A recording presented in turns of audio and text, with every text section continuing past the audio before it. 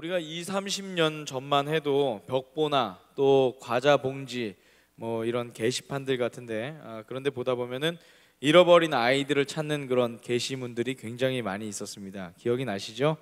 예. 그런데 언제부턴가는 이제 이런 게시문들이 좀 굉장히 많이 줄었습니다.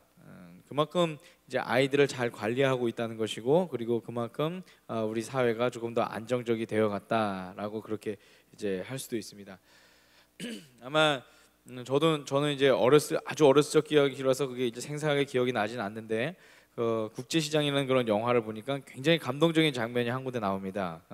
여러분들 다 뭐 개인적으로 좀 다 다르시겠지만 저는 개인적으로 가장 인상 깊었던 장면이 그 이상가족 찾기 그 장면 기억하시죠? 예전에 네. 사람 찾으려고 헤어졌던 그 가족들 찾으려고 그렇게 애쓰고 눈물을 흘리고 했던 그런 장면들이 아주 굉장히 인상 깊었습니다. 요즘에는 이렇게 사람 찾는 그런 프로그램들이 이렇게 막 많이 나오진 않지만 과거에는 그런 것들이 좀 굉장히 많이 나왔습니다. 대신 요즘에 새롭게 좀 등장하고 있는 것들이 있습니다. 무엇인가를 찾는 건데 그게 뭐냐면 기르던 개나 고양이 이런 것들을 찾는 겁니다. 반려견, 뭐 반려묘 뭐 이런 것들을 이렇게 찾는 그런 게시문들이죠. 그래서 그런 것들이 이제 벽보 같은데 이제 간혹 이제 볼 수도 있는데요. 제가 토론토에 살 때에도 저희 동네에서도 심심치 않게 그 잃어버린 개나 잃어버린 고양이 찾는다라는 그런 게시문들을 심심치 않게 이 전신주나 이런 곳을 통해서 이제 많이 보았습니다.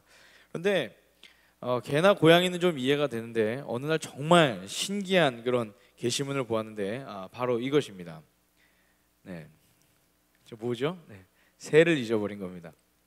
새를 잃어버렸어요. 제가 보고 나서 그냥 휙 지나가서 보다가 다시 한번 또 보면서 한참을 웃었어요. 네. 그러고 나서 저를 어떻게 찾죠, 그죠? 새는 날아갔을 텐데 저를 어떻게 찾을까라고서 보면서 한참을 웃었습니다. 그런데 다 웃고 나니까 좀 이런 생각이 좀 들었어요. 아무 관계도 없는 나는 이렇게 웃고 넘기겠지만 막상 저 새를 잃어버린 주인의 그 마음은 얼마나 괴로울까라는 그런 생각이 됐습니다. 그러니까 뭐라고 써 있습니까? 보상해주겠다고, 찾아만 오면 보상해주겠다고 그런 글까지 이렇게 써서 그 새 사진이랑 이렇게 해서 아주 여러 군데 붙여놨었어요. 저것을 마침 그날이 저 그 게시문을 본 날이 제가 이제 토론토에 있었던 그 찬양팀이 그 시청 앞에서 시청 앞에 있는 그 야외 공연장에서 그 전도 집회를 할 때였습니다. 그날이었는데 그 게시문을 보고 난 다음에 제 마음 가운데 굉장히 크게 주님의 마음이 다가왔습니다. 잃어버린 우리를 찾기 위해서 부끄러움을 감내하시고 그리고 상상할 수 없는 그런 대가를 지불하신 그런 하나님, 많은 이들이 그런 하나님의 그 사역을 보면서 과연 그것이 가능한 일일까? 어떤 이들은 그것을 보면서 비웃기도 하고 그렇게 이야기를 하겠지만, 그런데 하나님께서는 모든 상황과 환경을 동원해서라도 당신의 백성을 찾으신 하나님, 그런 하나님이 우리 하나님이시다라는 것이죠. 할렐루야. 네, 오늘 열왕기하 마지막 시간인데 오늘도 주님께서 우리 가운데 주실 그런 은혜들이 있을 줄 믿습니다. 자, 오늘 우리가 그동안 이제 3달가량 함께 말씀을 묵상했던 그 열왕기하의 마지막 그 부분을 우리가 같이 함께 이제 보려고 합니다. 온 역사와 세계의 주인이 하나님이심을 우리가 그동안 보게 되었고, 그리고 또 아울러 상황을 뛰어넘어서 우리 삶을 이끄시고 다스리시는 분도 하나님이심을 우리는 그동안 우리 말씀을 통해서 배웠습니다. 자, 오늘도 우리에게 주시는 그런 하나님의 말씀의 역사들이 분명히 있을 줄 믿습니다. 오늘 특별히 우리 말씀을 볼 때 당신을 찾기 위해서라는 그런 제목을 갖고서 제가 오늘 말씀을 좀 나누려고 합니다. 우리 앞서서 제가 무엇인가를 찾는 것에 대한 그런 말씀을 나누는데, 오늘 이 역사 가운데서 주님께서 우리를 찾으시고 우리를 부르신다라는 그런 믿음의 고백들이 오늘 말씀을 통해서 우리 가운데 경험되길 간절히 소망합니다.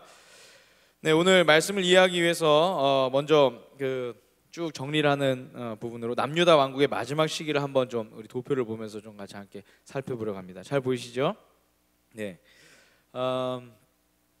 요시야 왕 때부터 이제 정리를 좀 하면 될 것 같아요. 오늘 새벽에 이제 요시야 왕의 그 죽었던 그 마지막 부분을 이제 보게 되었고, 내일부터 이제 여호아스의 그의 아들이었던 여호아스의 이야기부터 이제 볼 겁니다.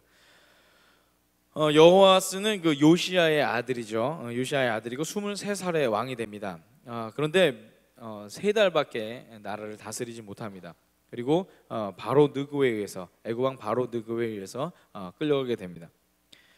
그런데 그의 뒤를 이어서는 누가 됐냐면 요시야의 아들이고 여호아스의 이복 형이었던 약 2살 터울 정도가 되는 것 같습니다. 본명은 엘리야김이었는데 바로 누구에 의해서 여호와김으로 바뀐 그 여호야김이 이제 나라를 다스리게 되죠. 약 11년간 통치하게 되는데 화면 계속 보여주시겠어요? 후에 바벨론 느부갓네살이 쳐들어오자 3년간 그를 섬기다가 반역을 합니다. 그런데 이제 실패를 하게 되죠. 그리고 그 뒤를 이어서 여호야김의 아들인 여호야긴이 18세 왕이 되어서 또 3달 정도밖에 나라를 다스리지 못합니다. 그리고 그는 이제 느부갓네살 왕에게 이제 끌려가게 되죠.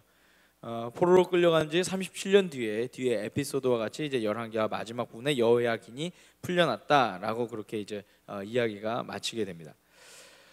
그리고 이제 마지막 왕이 누구냐면 시드기야라는 그런 왕입니다. 시드기야는 요시야의 아들입니다. 요시야의 또 다른 아들인데 어머니가 저기랑 같아요. 그 여호아스와 이제 어머니가 같아요. 하무달이라고 하는 그런 사람이 이제 어머니였어요. 그래서 여호아스와 시드기야는 이제 같은 어머니를 둔 그런 형제입니다. 본명은 이제 원래 시드기야는 아니고 마따니아였는데 21살의 왕이 되어서 11년간 통치를 하게 됩니다. 그리고 바빌론에 반기를 들었다가 실패했고 결국 요때 이제 남유다가 완전히 패망하게 되었습니다. 요 말씀들을 이제 우리가 다음 주 한 주간 동안에 계속해서 이제 묵상할 그런 내용들입니다. 오늘 8살이라는 그런 꽤 어린 나이에 왕으로 온 요시야에 대한 그런 성경의 기록은 다음과 같습니다. 우리 함께 열왕기하 23장 25절의 말씀 앞에 화면 보면서 같이 읽겠습니다. 시작. 이와 같이 마음을 다 기울이고 생명을 다하고 힘을 다 기울여 모세의 율법을 지키며 주님께로 돌이킨 왕은 이전에도 없었고 그 뒤로도 다시 나타나지 않았다. 자, 성경은 그에 대한 총평을 이렇게 기록을 하죠. 굉장히 훌륭했다라고 그렇게 기록을 한 것입니다. 사실 열왕기 하의 기록보다 역대기 하의 기록이 더 자세히 나와 있지만 열왕기 하의 기록만으로도 그가 얼만큼 하나님 앞에 신실하게 살았는가 이것을 우리는 깨달을 수가 있습니다. 율법책을 통해서 하나님의 말씀을 듣고 난 뒤에 회개하면서 그 말씀을 붙잡으려고 했던 그의 모습, 그리고 전국을 다니면서 이방 신전과 그 제사장들을 다 없앴던 그런 모습, 그리고 유월절 절기를 다시 지키면서 하나님께서 이루셨던 그 구원을 온 백성들에게 상기시켰던 그런 그의 모습 등등등. 그는 마치 남유다 말기에 타오르는 그런 불꽃과 같았던 그런 사람이었죠. 그런데 애석하게도 요시야 왕의 개혁 이후에 남유다가 계속 그 요시야 왕의 그 정신을 따라가지 아니하고 급속한 내리막길로 접어들게 됩니다. 아시리아 이후 잠시 팔레스타인 지역의 패권을 이집트가 가져갔으나 그 바벨로니아라는 그런 강대국이 새롭게 등장하면서 주변 국가들을 하나씩 제압하고 남유다에 대한 압박도 계속해서 시작하게 되었기 때문입니다. 또한 신앙적인 해석으로는 요시야 왕 이후에 다시 이전처럼 하나님을 등졌다라고 그렇게 성경은 말씀하고 있어요. 그리고 결국 오늘 읽은 말씀처럼 시드기야 왕 때에 이르러서 바빌로니아에 의해서 예루살렘과 하나님의 성전이 완전히 더럽혀지고 패망하게 이르게 되죠. 여러분 한번 생각해 보세요. 굉장히 처참한 상황입니다. 우리가 남의 나라 이야기 그리고 옛날 이야기 이렇게 생각해서 그렇지 사실은 그 당시의 상황을 우리가 조금만 더 깊이 생각해 보면 굉장히 처참하고 굉장히 안타까운 그런 상황입니다. 바벨로니아 군인들은 성전 안에 있는 모든 물품들을 하나도 남김없이 다 가져갔고 지도자들인 왕족과 귀족들과 그 자녀들 그리고 기술자와 용감한 이들도 모조리 다 포로로 끌려가 버렸습니다. 이제는 남유다 땅에 누구만 남았는가? 오직 가난한 사람들만이 남아서 폐허가 된 도시를 지키고 있었다라는 것이죠. 그래서 예루살렘 패망 이유를 기억하는 예레미야 애가서에서는 당시의 그 참혹함에 대해서 이렇게 이야기합니다. 먹을 것이 없어서 어미가 자식을 잡아먹는 그런 상황, 차라리 칼에 맞아 죽은 자를 부러워할 정도의 상황, 그렇게 예레미야 애가서는 그렇게 기록을 하고 있어요. 바로 당시 남유다의 멸망과 함께 이런 일들이 찾아왔다는 것이죠. 사실은 이 부분은 이 남유다 역사에서 굉장히 그래서 안타깝고 어두웠던 그런 역사를 우리 가운데 보여주고 있어요. 자, 그런데 사랑하는 여러분, 그렇다면 지금 이 모든 일이 하나님이 남유다에 계시지 않았기 때문에 일어났던 일이었을까요? 아니면 하나님의 힘이 모자라서 이 예루살렘 사람들을 지키지 못하셨던 것일까요? 그렇지 않다라는 것이죠. 성경은 오히려 이 모든 일에 대해서 하나님께서 이미 알고 계셨고 계획하고 계셨다라고 그렇게 우리 가운데 말씀하고 있습니다. 함께 열왕기하 23장 26절에서 27절의 말씀, 오늘 새벽에 우리 같이 함께 읽었던 말씀인데 우리 같이 함께 읽도록 하겠습니다. 시작. 그러나 주님께서는 유다에게 쏟으시려던 그 불타는 진노를 거두어 들이시지는 않으셨다. 므낫세가 주님을 너무나도 경노하게 하였기 때문이다. 그래서 주님께서는 이렇게 말씀하셨다. 이스라엘을 내가 외면하였듯이 유다도 내가 외면할 것이요 내가 선택한 도성 예루살렘과 나의 이름을 두겠다고 말한 그 성전조차도 내가 버리겠다. 아멘. 굉장히 너무나도 엄청난 그런 말씀입니다.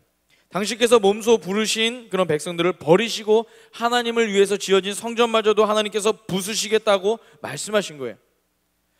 사실 당시 사람들이 이렇게 생각했습니다. 하나님의 성전이 있으니 예루살렘은 안전하다, 이런 막연한 기대감들이 있었죠. 그런 얼토당토 않는 그런 믿음들이 이들 가운데 있었어요. 그런데 그들의 생각은 완전히 빗나갑니다.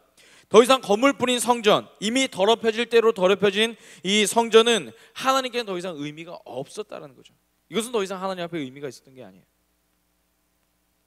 그 당시를 살았던 예레미야 예언자의 그 기록을 우리가 한번 볼 필요가 있습니다. 오늘 말씀 사실 좀 더 깊게 보기 위해서는 동시대에 기록되는 예레미야와 역대기를 우리가 같이 함께 살펴볼 필요가 있는데, 그 예레미야 예언자의 그 기록을 보면 바빌로니아와 그 왕 느부갓네살 왕이 예루살렘을 포위하고 있을 때 남유다와 마지막 왕이었던 이 시드기야 왕이 사람들을 예레미야 예언자에게 보냅니다. 그리고 기도를 요청하죠.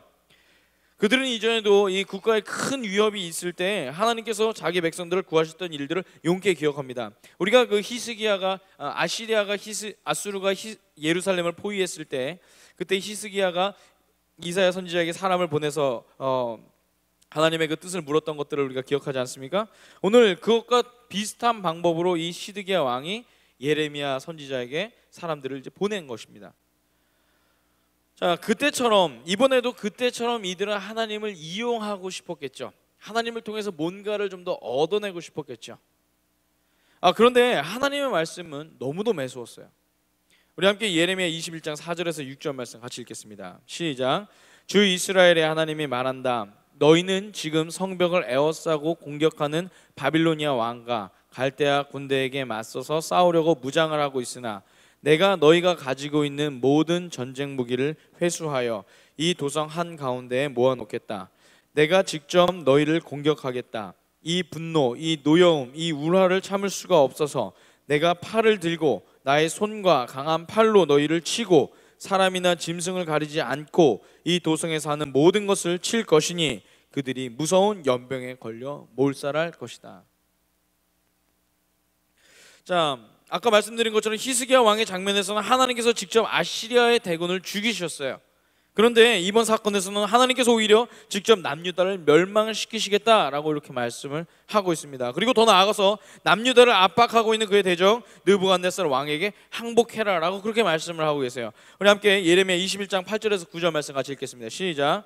너는 이 백성에게 이렇게 전하여라. 나 주가 말한다. 내가 너희 앞에 생명의 길과 죽음의 길을 둔다. 이 도성 안에 머물러 있는 사람은 전쟁이나 기근이나 연병으로 죽을 것이다. 그러나 지금 너희를 에워싸고 있는 바빌로니아 군대에게 나아가서 항복하는 사람은 죽지 않을 것이다. 아멘. 자, 여기서 우리가 한 번쯤 질문을 가져볼 수가 있습니다. 왜 하나님은 느부갓네살과 바벨론을 사용하셨을까라는 것이죠. 왜 하나님은 느부갓네살과 바벨론을 사용하셨을까요?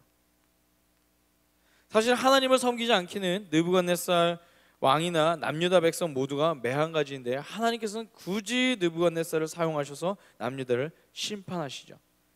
차라리 이렇게 이야기가 되면 조금 우리가 이해가 좀 될 수 있을 것 같습니다. 느부갓네살 왕이 신실한 하나님의 왕이었어요. 하나님을 잘 믿는 왕이었어요. 그리고 남유다는 하나님을 잘 안 믿었어요. 그렇기 때문에 하나님께서 느부갓네살 왕을 사용하셔서 남유다를 치게 하시고 남유다가 정신 차리게 이렇게 이야기를 맞춰가면 이해가 되죠. 그렇구나. 근데 사실 보면은 느부갓네살 왕도 하나님을 온전히 섬기지 않았던 사람이었고, 그리고 남유다도 똑같이 하나님을 섬기지 않았습니다.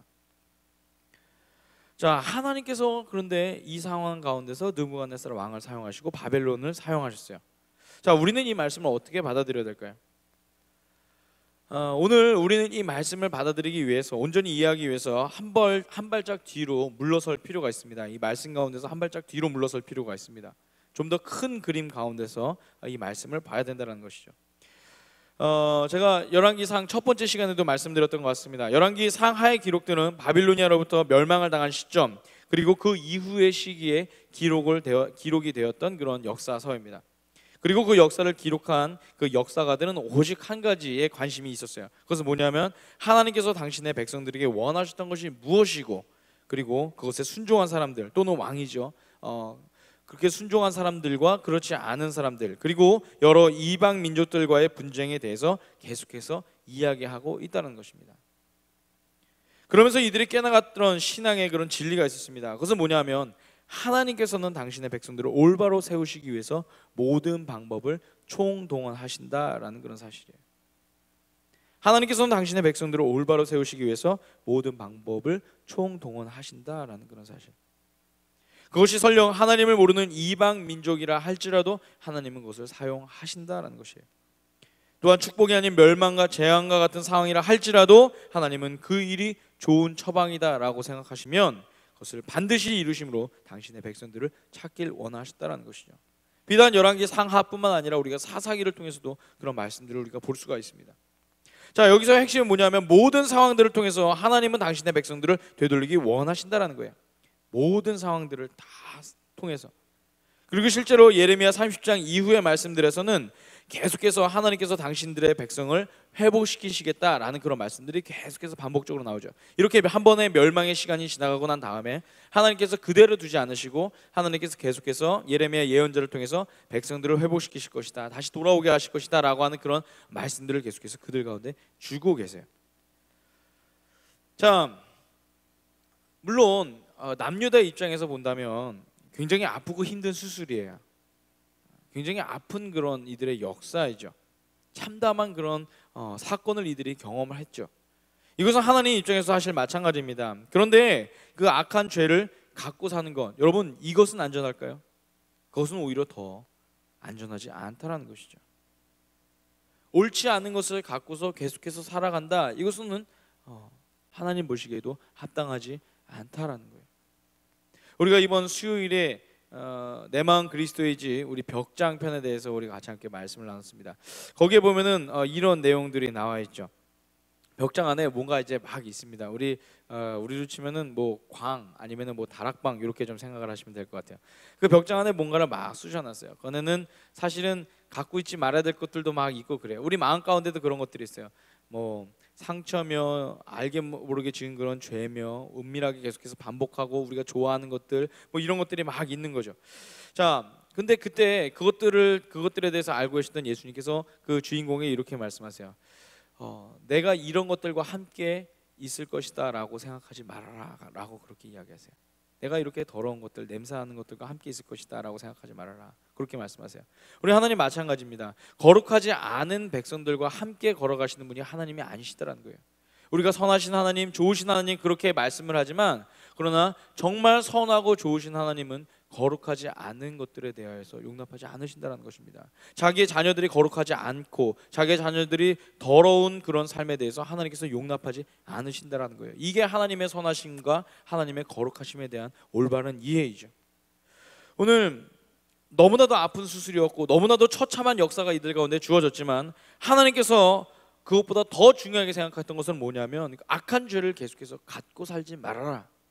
이게 하나님께서 이들 가운데 주시고자 했던 그런 메시지였다는 것입니다. 그래서 하나님께서 매서운 칼 하나를 들고 이들을 수술하십니다. 힘들고 어려운 시간이지만 그것을 통해서 하나님은 당신의 백성들을 온전하게 회복시키길 원하셨다는 것입니다.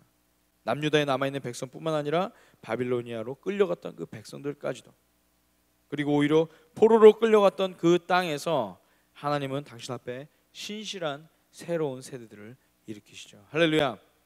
하나님의 역사가 이렇게 이어져 나간다는 거예요. 열왕기 하는 비록 새드 엔딩으로 끝나는 것 같지만, 좋지 않은 그런 결말로 마치는 것 같지만, 그러나 하나님의 큰 틀 안에서는 그 이야기는 새로운 시작을 알리는 또 다른 이야기의 출발점이다라는 것이죠. 사랑하는 여러분, 오늘 우리가 이 말씀을 우리의 삶으로 한번 확대시켜 보았으면 좋겠습니다. 오늘 하나님께서 우리의 삶을 통해서 가장 얻고 싶은 것은 무엇일까요? 우리가 얻게 될 돈일까요? 아니면 우리가 이뤄낼 업적일까요? 남보다 더 높은 자리에 올라가는 것? 물론 이 모든 것들은 우리가 믿음 안에서 아름답게 나타날 수도 있습니다. 그런데 중요한 것은 뭐냐면 하나님께서 그것들을 얻게 하려고 우리들을 창조하신 것은 아니다라는 사실이에요.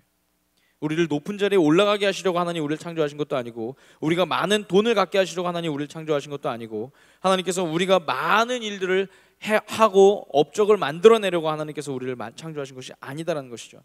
여러분, 그렇다면 주님께서 진정으로 원하시는 것이 무엇일까요? 그것은 바로 당신의 신실한 백성들입니다. 할렐루야. 하나님께서 우리 가운데 진정으로 원하시는 것은 뭐냐면 우리가 하나님의 신실한 백성이 되는 것, 우리가 하나님의 거룩한 백성이 되는 것, 하나님께서 이것을 원하신다는 거예요. 자, 그렇다면 이 렌즈를 끼고서 다시 오늘 말씀을 다시 한번 살펴보았으면 좋겠습니다. 아니, 오늘 열왕기 역사서를 뛰어넘어서 성경이 말씀하는 전체의 역사를 우리가 한번 봤으면 좋겠어요. 성경 전체가 우리 가운데 주는 메시지가 무엇입니까? 하나님은 당신의 백성을 찾길 원하신다. 함께 따라해 볼까요? 하나님은 당신의 백성을 찾길 원하신다. 하나님은 당신의 백성을 찾기를 원하신다는 거예요. 그 과정 가운데 여러분, 애굽도 등장하게 되고 아시리아도 등장하게 되고 바빌로니아도 등장하게 되고 로마도 등장한다라는 것이죠. 그리고 그 모든 어려움들 속에서 하나님께서는 끊임없이 당신의 백성들을 돌이키기 위해서 쉬지 않고 일하시고 모든 역사를 주관하셨다라는 것입니다. 어디까지 그러셨을까요? 예수 그리스도의 십자가를 준비시키시기까지. 할렐루야. 오늘 이것이 성경 가운데서 우리가 보아야 될 하나님의 역사이고 하나님께서 우리 가운데 행하시는 일이다라는 것입니다. 끊임없이 단 한순간도 쉬지 않으시고 당신의 백성을 찾길 원하시는 주님. 사랑하는 여러분, 예수님께서 이 땅 가운데 오신 이유, 그분께서 십자가에 달려 죽으셨다가 다시 부활하신 그 이유는 무엇일까요? 그 이유는 광대한 기독교 제국을 세우는 데 있지 않습니다. 그 이유는 오직 하나, 저와 여러분 한 사람 한 사람을 하나님 앞으로 다시 돌아올 수 있도록 하는 데 있었다는 것이죠. 그리고 그 일을 위해서라면 하나님께서는 우리에게 엄청난 기적의 순간도 경험하게 하시지만, 때론 오늘 우리가 함께 본 이 처참한 파괴의 아픔도 우리 가운데 주실 수 있다라는 것입니다. 우리의 잘못된 것을 바꾸기 위해서, 우리의 모난 부분을 깎기 위해서, 하나님의 마음과 합치되지 않는 부분을 갈아엎기 위해서 하나님께서는 그 일을 행하신다라는 것입니다. 물론 이 상황을 겪고 있는 이 남유다 백성들, 또는 오늘 우리들의 삶 가운데서는 이것이 하나님의 징벌이고 고난이다라고 그렇게 말을 할 수도 있겠지만, 그러나 우리가 한 발짝 물러서서 하나님께서 그리시는 그 큰 그림을 본다면 그 또한 주님의 은혜임을 인정할 수밖에 없을 거다라는 것이죠. 그리고 또 한 가지 우리가 잊지 말아야 할 것이 있습니다. 비록 열왕기하가 기록한 남유다의 역사는 패망으로 마쳤지만 그 뒤에 이어지는 하나님의 역사는 먼 이방 땅 바벨론으로부터 또 더욱더 멋지게 그 일들을 하나님께서 이루어 가신다는 사실입니다. 하나님 쉬지 않으세요. 멈추지 않으세요. 오늘 이 순간에도 모든 것들이 다 꺾인 것 같으나, 그러나 하나님은 지금 이 순간에도 우리의 삶 가운데서 당신의 일들을 이루어 가신다라는 것입니다. 할렐루야. 할렐루야. 제가 마지막으로 한 목사님의 이야기를 소개하고 오늘 말씀을 좀 정리하려고 합니다. 윌리엄 올것 커싱이라는 그런 목사님이십니다. 사진 나오시죠? 아마 처음 보셨을 것입니다. 이분요, 당시 그 19세기에 굉장히 설교도 잘하시고 하나님의 일들을 잘 감당하셨던 그런 목사님이었다라고 합니다. 미국 목사님이세요. 그렇게 잘 나가고 승승장구하던 이 목사님의 인생 가운데 굉장히 큰 위기가 왔습니다. 어떤 위기였냐면 사랑하는 아내가 세상을 떠난 것입니다. 가슴 아팠겠죠. 시리에 빠진 이 목사님이 슬픔에 빠져서 하루하루를 그렇게 이제 살았습니다. 그런데 이 목사님의 인생 가운데 아픔은 거기서 그치지 않고 그 와중에 두 번째 시련이 또 찾아오게 됩니다. 바로 목소리를 잃어버린 거예요. 그래서 더 이상 목회를 할 수도 없습니다. 설교를 할 수 없으니 목회를 할 수가 없겠죠. 그리고 결국 그렇게 된 커싱 목사님은 이제 교회를 사임하고 크게 낙심한 채 눈물로 세월을 보내고 있었습니다. 그런 그에게 그 지인들이 찾아와서 위로를 하고 용기도 주고 이랬지만 그것이 그에게 그렇게 큰 위로가 되지 않았습니다. 그렇게 하루하루를 보내다 어느 날 내가 언제까지 이런 절망적인 삶을 살아야 하는가라는 질문이 그 인생 가운데 들었다라고 합니다. 그리고 마지못해 정말 힘들게 아마 이 기도가 시작됐을 거다라고 저는 생각이 됩니다. 힘들게 하나님의 뜻을 구하기 시작합니다. 그리고 하나님께서 그의 기도 가운데서 그의 시련을 통해서 자신을 부르신다라고 하는 사실을 다시금 새롭게 깨닫게 되죠. 그 사실을 깨닫게 된 이 목사님은 이후에 내 삶을 어떻게 하나님께 드릴 수 있을까라고 고민하던 중에 찬송시를 쓰기 시작합니다. 그리고 하나님을 증거하기 시작해요. 목소리는 나오지 않지만 펜은 들 수 있으니까 찬송시를 씁니다. 그래서 남은 일생 동안 약 300여 편의 찬송시를 썼다라고 합니다. 그분의 곡들 중에 우리에게도 잘 알려진 곡들인데 우리 앞서서도 찬양을 했었죠. 이 눈에 아무 증거 아니 베어도 라는 찬양도 이 윌리엄 커싱 목사님이 쓴 그런 찬양입니다. 그리고 우리가 또 잘 부르는 곡이 한 곡 있습니다. 그래서 뭐냐면 주 날개민 내가 평안히 쉬네라는 그런 찬송입니다. 영어로는 Under His Wings라고 이렇게 나옵니다. Under His wings I am safely abiding. Thou the night depends and tempest the wild. Still I can trust Him. I know He will keep me. He has redeemed me, and I am His child. Under His wings, under His wings, who from His love can savor? Under His wings, my soul shall abide, safely abide forever. 저는 이 찬양의 가사 중에서 I am His child라고 하는 이 단어가 굉장히 좋았습니다. 우리가 주님의 자녀이기에 우리는 깊은 어둠과 비바람의 순간을 지날지라도 주님의 날개 그늘을 경험할 수 있다라고 하는 이 커싱 목사님의 이 고백이 그분의 삶의 여정을 생각해 볼 때 굉장히 깊은 감동으로 다가왔다는 거죠. I am His child. 내가 그분의 자녀이기 때문에 나에게 있어질 온갖 풍랑과 아주 깊은 어둠 가운데서도 주님이 나를 건지시고 나를 붙드신다라고 하는 그의 고백. 사랑하는 여러분, 매 순간 우리 가운데 펼쳐지는 삶들이 쉽지 않고 때론 고통스럽기까지 함을 우리는 알고 있습니다. 건강으로 인해서, 사업으로 인해서, 그리고 사람과의 관계 때문에, 때로는 자녀들로 인해서, 아니면 오늘 이 자리에 있는 어떤 이들은 진로의 문제를 두고서 우리만 같아서는 주님께서 손 한번 쫙 펼쳐주셔가지고 모든 문제를 우리 가운데서 싹 이렇게 지우개로 지우듯이 이렇게 싹 지워주시면 좋겠는데, 그런데 때로는 하나님께서 마치 침묵하시는 것처럼 느껴질 때가 있죠. 아니 더 나아가서 어떤 때는 주님이 나를 더욱더 괴롭게 하고 있구나 라고 그렇게 느껴질 때도 있습니다. 그런데 여러분, 오늘 성경이 전하고 있는 하나님의 그 모습은, 오늘 우리가 특별히 열왕기하 지난 3달 동안 보았던 그 하나님의 그 모습은, 하나님은 결코 침묵하고 계시는 분이 아님을 우리 가운데 알려주고 있습니다. 오히려 그분은 더욱 적극적으로 우리의 삶을 고치시고, 그리고 당신을 바라보게 하시고, 모든 상황들, 성령 그것이 고난이랄지라도 그것들을 통해서 당신의 자녀들을 당신의 품 안으로 끌어들이시는 분이다라는 사실입니다. 할렐루야. 오늘 이 믿음의 고백을 갖고서 우리가 하나님의 역사에 우리가 함께 동참해 나가길 간절히 소망합니다.